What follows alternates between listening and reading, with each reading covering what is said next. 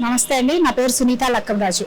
Madam, గత ఎన్నికలుగా జరిగిన 5 సంవత్సరాలకి ఈ 5 సంవత్సరాలకి ఏమైనా వ్యత్యాసం కానీ ఈ ప్రజల్లో ఏమైనా మార్పు ఏమైనా కనబడుతుందా? ఎన్నికల్లో అడుగుతున్నారా, ప్రజలు అడుగుతున్నారా? ప్రజలకి ఎన్నికలకి సంబంధించిన ఈ విధానంలో అయితే ప్రజలు ఏమైనా మారారా అనుకున్నారు? ప్రజలు మారటం అంటే ప్రజలు మార్పే ఉండదండి. గతంలో 2014లో టీడీపీ గవర్నమెంట్ వచ్చింది. టీడీపీ గవర్నమెంట్ని ప్రజలు చూశారు, వాళ్ళ పరిపాలన చూశారు. 2019లో జగన్మోహన్ రెడ్డి గారు 2019 కదా, 2019లో జగన్మోహన్ రెడ్డి గారి ప్రభుత్వం వచ్చింది. ఆ పరిపాలన ఎలా ఉందో జనం చూశారు. ఇప్పుడు మళ్ళీ ఆ పరిపాలన కావాలి, మళ్ళీ జగన్మోహన్ రెడ్డి గారు రావాలి అనుకోవటానికి ప్రధాన కారణం ఏంటంటే సంక్షేమ, అందరూ అభివృద్ధి లేదంటున్నారు. సంక్షేమము అభివృద్ధి, సంక్షేమంతో కూడినటువంటి అభివృద్ధి ఒకవైపు, రియల్గా అభివృద్ధి ఒకవైపు, రెండింటినీ రెండు కళ్ళలాగా జగన్మోహన్ రెడ్డి గారు చూస్తున్నారు. ఈ రోజు ఒకటే చెప్పదలుచుకున్నానండి, ఆకలితో అలమటిస్తున్న వాడికి ముందు అన్నం కావాలా, బయట రోడ్డు కావాలా? అన్నమే కదండి కావాల్సింది. అలాంటి ఆకలితో అలమటిస్తున్న వాడికి అన్నం పెడుతున్నాడు, చదువు లేని వాడికి చదువు ఇస్తున్నాడు, ఆరోగ్యం లేని వాడికి ఆరోగ్యం ఇస్తున్నాడు. ముసలాళ్ళు అయిపోతే ఇంట్లో కుటుంబ సభ్యులే పట్టించుకోకపోతే ఆ కుటుంబ సభ్యులు పట్టించుకొని అవ్వాతాతలందరికీ కూడా నెలల్లో ఇంటికి వచ్చి 3,000 రూపాయలు పెన్షన్ ఇచ్చి వారి కుటుంబ అవసరాలు తీర్చుకోవడానికి ఉపయోగపడుతున్నాడు. రైతులకు రైతు బంధు ఇస్తున్నాడు, మహిళలకి మహిళా కార్యక్రమాలన్నీ ఉన్నాయి కదండి, పొదుపు ఇవి అన్నీ కూడా చేస్తున్నాడు. కాపులకు కాపు నేస్తం ఇస్తున్నాడు, ఒంటరి మహిళలకు ఇస్తున్నాడు, వికలాంగులకు ఇస్తున్నాడు. ఇంతమందికి వాళ్ళు ఏమేమి కావాలో కంప్లీట్గా వాళ్ళ అవసరాలన్నింటినీ తీర్చడానికి ఆయన నవరత్నాల రూపంలో పథకాలు తయారు చేసి అవన్నీ పెట్టిన మాట వాస్తవం. అవన్నీ లబ్ధి కూడా ప్రజలు పొందుతున్న మాట వాస్తవం. అవన్నిటినీ చూసి ఎర్రటి ఎండలో ఈరోజు 38-40 డిగ్రీలు ఉన్న ఎర్రటి ఎండలో మీరు నేను బయటికి వెళ్ళాం, కానీ జగన్మోహన్ రెడ్డి గారిని చూడాలి అని ఆయన పథకాల వల్ల లబ్ధి పొందిన ప్రతి ఒక్కళ్ళు ఆ విశ్వాసాన్ని ఎర్రటి ఎండలో ఆయన బస్సు దగ్గరికి వెళ్ళి నుంచొని ఆయన చూస్తున్న విధానం చూస్తుంటే తెలియట్లేదండి మనకి ఈ పరిపాలన ఎలా ఉందో.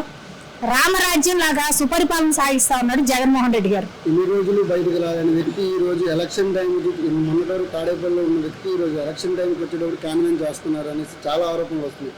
మీరు ఏం చెప్తారండి? మీరు తాడేపల్లిలో ఉండటం ఏంటండి, జగన్మోహన్ రెడ్డి గారి క్యాంప్ ఆఫీస్ అది. ముఖ్యమంత్రి గారి సీఎంఓ అంటే ఏంటి, చీఫ్ మినిస్టర్స్ క్యాంప్ ఆఫీస్ కదా. ఆ చీఫ్ మినిస్టర్స్ ఆఫీస్ లో ఉండి పరిపాలన చేయొద్దా? పరిపాలన చేయొద్దండి, పరిపాలన చేస్తా ఉన్నాడు. పరిపాలన చేయబట్టే కదా 2 సంవత్సరాలు కోవిడ్ వచ్చినా సరే, కోవిడ్ కష్టకాలంలో ప్రజలను ఆదుకుంది ఎవరండి? ఇప్పుడు 5 సంవత్సరాలు ప్రభుత్వ పాలన అంటున్నారు మీరు, 2 సంవత్సరాలు తీసేయాల్సిందే. 2 సంవత్సరాలు కోవిడ్ వచ్చినా సరే, కోవిడ్ వచ్చినప్పుడు ప్రతిపక్షాలు ఎక్కడున్నాయి?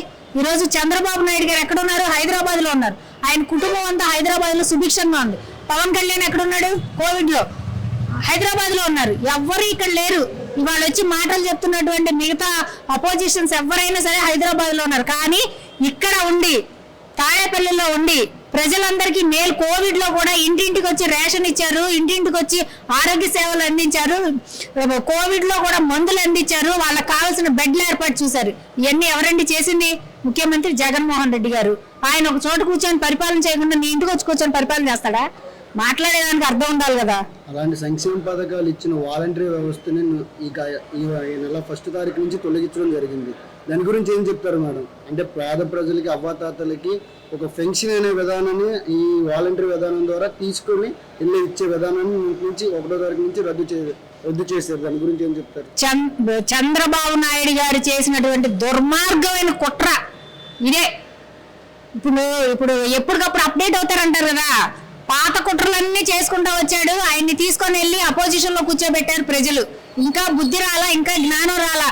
మళ్ళీ ఎలా వెన్నుపోట్లు పొడవాలా, ఎదర ఏం మాటలు చెప్పాలా, వెనకాల వాళ్ళని ఎలా వెన్నుపోట్లు పొడవాలా అని ఆలోచించి 4-5 నెలల క్రితం ఒక జేబు సంస్థను తయారు చేసి దాని ద్వారా కోర్టులో పిల్లేపించి, సుప్రీంకోర్టులో లక్షలాది రూపాయలు డబ్బులు తీసుకుని లాయర్ల చేత సుప్రీంకోర్టులో పిల్లేపించి, అక్కడి నుంచి ఇప్పుడు ఈసీ చేత స్టే తెప్పించి వాలంటీర్లను ఆపించాడు. వెనకాల నుంచి ఈ వర్క్ అంతా చేసుకుంటా వచ్చాడు. ఎందుకు చేసుకుంటూ వచ్చాడు? ఈ వాలంటీర్ వ్యవస్థను చూసి భయపడి వాలంటీర్ వ్యవస్థ అంటే ఏంటి? ప్రభుత్వానికి ప్రజలకి అనుసంధానం చేసేటటువంటి ఒక లైన్. ఆ లైన్ ని క్రియేట్ చేసినటువంటి సృష్టికర్త జగన్మోహన్ రెడ్డి గారు. దానివల్ల 2 ప్రయోజనాలు ఉన్నాయి. ఒకటి, నిరుద్యోగం అనేదాన్ని లేకుండా 2,60,000 పైగా వాలంటీర్లు ఉద్యోగాలు ఇచ్చారు. రెండోది, ప్రభుత్వం నుంచి వచ్చే సేవలన్నింటినీ కూడా ₹1 ఖర్చు లేకుండా ట్రాన్స్పరెన్సీగా ప్రజలకు చేరువ చేయడానికనే ఈ మార్గాన్ని తయారు చేసిన జగన్మోహన్ రెడ్డి గారు ప్రజలకు సేవలు అందిస్తా ఉంటే దీనికి భయపడి చంద్రబాబు నాయుడు గారు ఇవన్నీ చేసుకుంటూ వచ్చారు. ఎక్కడ ప్రజలు జగన్మోహన్ రెడ్డి గారిని మెచ్చుకుంటారో, ఆయన్ని వాళ్ళ గుండెల్లో పెట్టుకుంటారో, ఇవన్నిటిని తట్టుకోలేని ఈ దుష్ట చతుష్టయం చేసే పిచ్చి పనులు, పిచ్చి ప్రేలాపన ఇదంతా. ఈ సినిమా టికెట్ లాగైతే ఉద్యోగం చేసే వ్యక్తులు ఉన్నారు, పెన్షన్ ఇచ్చేదానికి సచివాలయంలో ఉన్న సిబ్బంది ఎవరూ లేరా అనేసి నన్ను ఆరోపణ చేశారు. దాని గురించి ఏం చెప్తారు మేడం? సచివాలయంలో సిబ్బంది ఉన్నారండి. ఆ సిబ్బంది చాలకే కదా ఈ వ్యవస్థను పెట్టింది.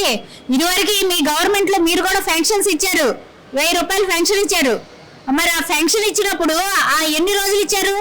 అవ్వాతాతలందరూ కూడా, వికలాంగులందరూ కూడా నడవలేక అక్కడికి వచ్చి పొద్దున్నే క్యారేజీ కట్టుకొని వచ్చి సాయంత్రం 6-7 గంటలకు వెళ్ళిన పరిస్థితి. ఈ రోజు పెన్షన్కి వస్తే ఇవాళ వస్తుందా, 4 రోజులకు వస్తుందా తెలియని పరిస్థితి. ప్రతిరోజు తిరిగారు. 1వ తారీఖు నుంచి 20వ తారీఖు దాకా పెన్షన్కి తిరిగే పరిస్థితుల్లో మీ ప్రభుత్వం ఉంది. అది సచివాలయ ఉద్యోగుల చేత ఇప్పిస్తే, సచివాలయం పెట్టింది కూడా జగన్మోహన్ రెడ్డి గారే కదండి. అంతకుముందు ఆయన జన్మభూమి కమిటీల ద్వారా కదా ఇచ్చింది. ఆ జన్మభూమి కమిటీల్లో డబ్బులన్నీ ఎవరైనా జన్మభూమి కమిటీలో నుంచి వీళ్ళకి రేషన్ కార్డు కావాలన్నా, వీళ్ళకి పెన్షన్ కావాలన్నా, వీళ్ళకి ఇంకేదైనా ఆధార్ కార్డులు, ఇటువంటి ఏ సేవలు, పౌర సేవలు కావాలన్నా ముందు జన్మభూమి కమిటీకి వాళ్ళ ద్వారా ఉన్నటువంటి వాళ్ళ కార్పొరేటర్కి, ఏదైతే తెలుగుదేశం పార్టీ అధ్యక్షతన ఉన్నటువంటి కార్పొరేటర్కి వాళ్ళకు ముడుపులు చెల్లించుకుంటేనే వీళ్ళకి డబ్బులు శాంక్షన్ అవుతాయి, వీళ్ళకి డబ్బులు వస్తాయి. ఇది తెలియని పరిస్థితి కాదు. అదే మాట లోకేష్ నాయుడు గారు కూడా నేను చెప్పారు. మా ప్రభుత్వం వస్తే, తెలుగుదేశం ప్రభుత్వం వస్తే ఈ వాలంటరీ వ్యవస్థ ద్వారా డబ్బులు ఇచ్చే పని ఉండదు, వాలంటరీ వ్యవస్థను రద్దు చేస్తాము, జన్మభూమి కమిటీలను మళ్ళీ తీసుకొస్తాము, మీ కార్పొరేటర్ ఎవరు చెప్తే వాళ్ళకే డబ్బులు ఇస్తాము అని చెప్పి పబ్లిక్ గా చెప్పాడండి లోకేష్ నాయుడు. ఇలాంటి మాటలన్నింటినీ ప్రజలు గుర్తు పెట్టుకుంటారు. రేపొద్దున మీకు గట్టిగా బుద్ధి చెప్తారు. ఇంకొక మాట, వీళ్ళ దత్తపుత్రుడు పవన్ కళ్యాణ్ ఏం చెప్తున్నాడు? ₹500 కోసం, కూలీ కోసం పొద్దున్న నుంచి సాయంత్రం దాకా ఎండలో ఉండి పని చేస్తున్న కూలీ పని చేసుకుంటున్నారు కదా, ₹3000 వస్తాయి, మీరు ఎండలో నుంచి ఉంటే ఏంటని చెప్పి పవన్ కళ్యాణ్ మాట్లాడతాడు. ఈ రోజు ముసలి వాళ్ళు చనిపోతా ఉన్నారు. ఈ పాపం ఆ చంద్రబాబు నాయుడికి, ఆ లోకేష్ కి, ఆ పవన్ కళ్యాణ్కే జరుగుతుంది. ఆ పవన్ కళ్యాణ్కి ఈ పాపం అంతా చెందుతుంది. ఈ పాప ఫలితం రేపొద్దున వాళ్ళు అనుభవించబోతా ఉన్నారు. ఈ 2024 ఎలక్షన్స్ అయిన తర్వాత చంద్రబాబు నాయుడు ఆంధ్రప్రదేశ్ లో ఉండే పరిస్థితి లేదు. ఆయన పెద్ద ఓల్డ్ ఏజ్ హోమ్ కట్టుకొని అక్కడికి వెళ్ళిపోవాల్సిందే. ప్రజలందరూ ఆయన అక్కడ పంపించేస్తారు. ఈ సార్వత్రిక ఎన్నికల్లో, 2024 ఎన్నికల్లో ప్రజలకి మీరు ఏం చెప్తారు మేడం? అసలు ప్రజలకు సందేశం ఏమిస్తారు? ఆంధ్ర రాష్ట్ర ప్రజలందరూ విఘ్నతతో ఆలోచించి మీ అమూల్యమైన ఓటు గుర్తుని వినియోగించుకోవాలని చెప్పి నేను కోరుతా ఉన్నా. మీ యొక్క అభివృద్ధి, ఇది మామూలు ఎలక్షన్స్ కాదు. మీ యొక్క అభివృద్ధి, మీ కుటుంబం యొక్క అభివృద్ధి, మీ సంక్షేమం, మీ పిల్లల యొక్క చదువులు, మీ ఆరోగ్యం, అవ్వాతాతల యొక్క పెన్షన్స్, ఇవన్నీ కూడా ఈ రోజు మీరు వేసే ఓటు మీదే ఆధారపడి ఉన్నాయి. కాబట్టి మీరు విఘ్నతతో ఆలోచించండి. ఎవరండి ఎస్సీలని, ఎస్టీలని, బీసీలని కార్పొరేషన్లు ఇచ్చారండి. ఎంత కార్పొరేషన్లు ఇచ్చారు? ఎస్సీ కమిషన్లు, ఇవన్నీ ఎక్కడి నుంచి ఇచ్చారు? ఎంత ఉపాధి కల్పించారు? ఇవన్నిటిని కూడా మీరు విఘ్నతతో ఆలోచించండి. మీ బిడ్డ జగన్మోహన్ రెడ్డి, మీ మనవడు జగన్మోహన్ రెడ్డి, మీ తమ్ముడు జగన్మోహన్ రెడ్డి, మీ అన్న జగన్మోహన్ రెడ్డి మీకు ఏం చేశాడు? మీ కుటుంబానికి మేలు జరిగితేనే నాకు ఓటేయండి అని చెప్పిన ధైర్యం ఉన్న నాయకుడు జగన్మోహన్ రెడ్డి గారు. విఘ్నతతో ఆలోచించి మీరందరూ కూడా వైఎస్ఆర్ కాంగ్రెస్ పార్టీ జగన్మోహన్ రెడ్డి గారికి ఓటేసి ఆయన అన్నటువంటి 175 out of 175 సీట్లు ఇచ్చి మీ యొక్క కృతజ్ఞతని ఆయనకి తెలుపుకోండి.